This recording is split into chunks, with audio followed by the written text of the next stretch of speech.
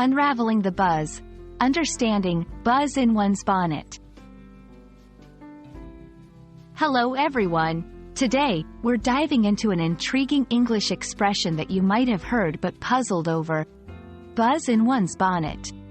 This phrase is not only colorful but also packed with meaning, and understanding it can add a fun twist to your English conversations. So, let's explore what it means, where it comes from, and how you can use it in your daily English.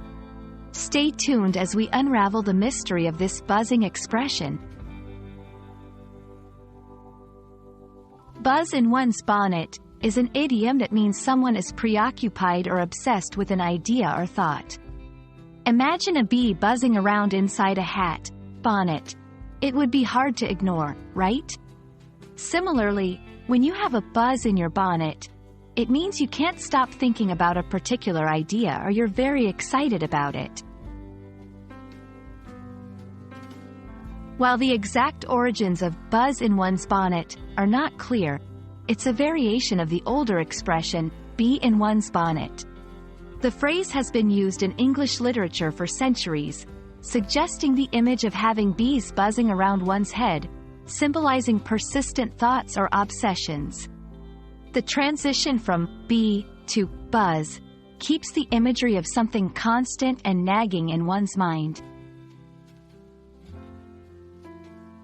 This phrase is perfect for informal conversations and can be used to describe oneself or others. Here are a few examples. I've had this buzz in my bonnet about starting my own business.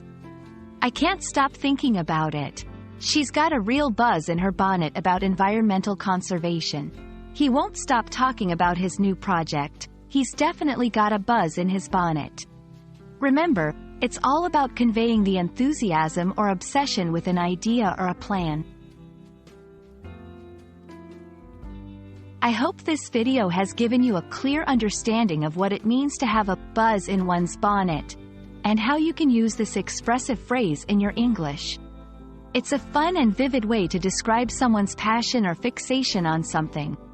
Whether you're discussing ideas with friends or sharing your latest obsessions, remember this phrase to add some color to your conversations. Thank you for watching, and see you in our next English learning adventure.